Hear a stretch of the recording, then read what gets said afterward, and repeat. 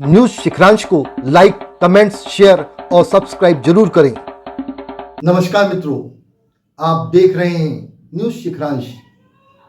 हम में है दम सच्चाई को सामने लाने का और मैं आपका हिमांशु जैन। अरवा चावल के लिए राज्य सरकार द्वारा 50 रुपये क्विंटल प्रोत्साहन राशि दिए जाने का प्रावधान है।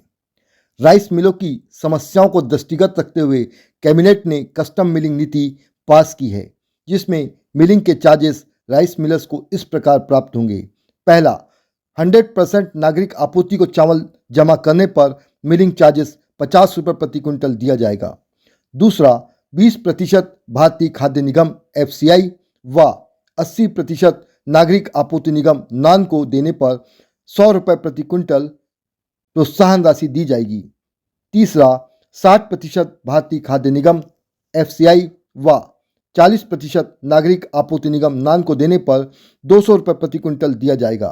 इस संबंध में मध्य प्रदेश परामर्शदात्री समिति के सदस्य और संचेती राइस मिल्स के प्रोप्राइटर गंभीर संचेती से विस्तृत चर्चा कर यह जानने का प्रयास किया गया कि वर्तमान कस्टम मिलिंग नीति जो कैबिनेट ने पास की है उससे राइस मिलर्स को क्या मिलेगा, वह कैसी है। कस्टम मिलिंग नीति आई है, ये राइस मिलर्स के लिए कैसी लाभप्रद है?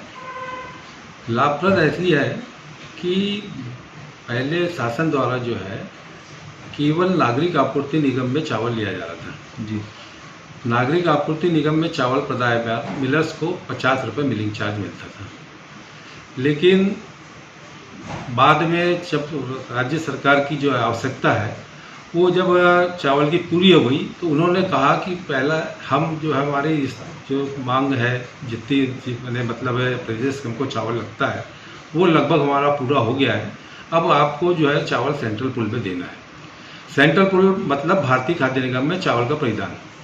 भारतीय खाद्य निगम के परिधान के लिए जो है चूँकि वहाँ पर जो तकनीकी मतलब तरीके से एक तो ओवरलोड नहीं लिया जाता जी, उसके कारण जो परिवहन में अधिक लगते हैं खर्च लगता है, बारदानों की समस्या रहती है, वहाँ के ट्रांसपोर्टिंग के जो पेमेंट है वो नहीं मिलता है। परिवहन का जो हमको अभी जो नागरिक आपूर्ति निगम में यदि हम चावल पहुँचाते हैं तो वहाँ का हमको भाड़ा मिलता है, लेकिन भारतीय खाद्य निगम जो सेंट्रल पूल में चावल जमा करते हैं तो उसका भाड़ा नहीं मिलता।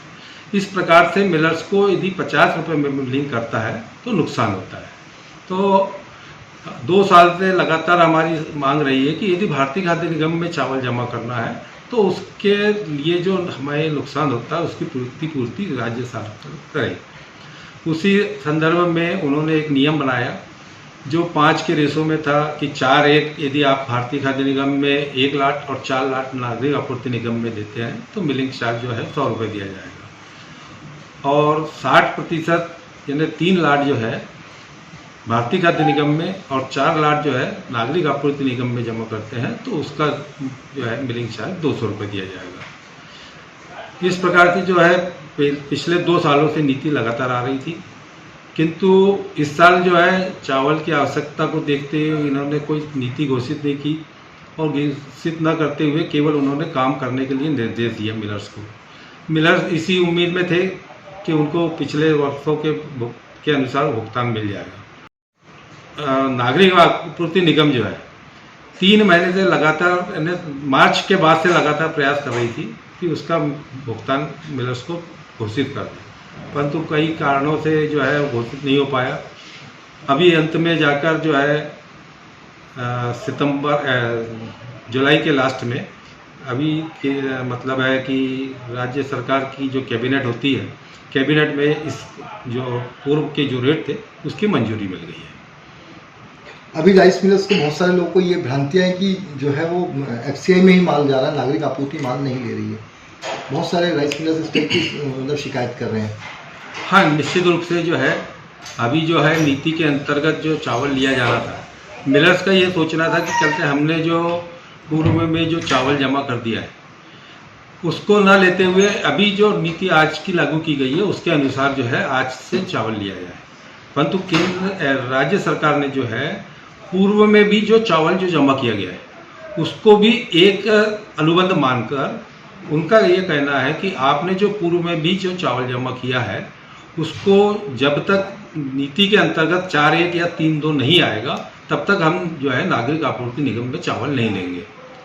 यदि जिले में ऐसा कई मिलर जो धीरे धीरे यदि आने की कोशिश कर रहे हैं और निश्चित रूप से आने वाले 8-10 दिन में ऐसा लगता है कि जिन मिलर के रेशो पूर्ण हो जाएंगे उनसे नागरिक आपूर्ति निगम में चावल लिया जाएगा, ऐसी उम्मीद है।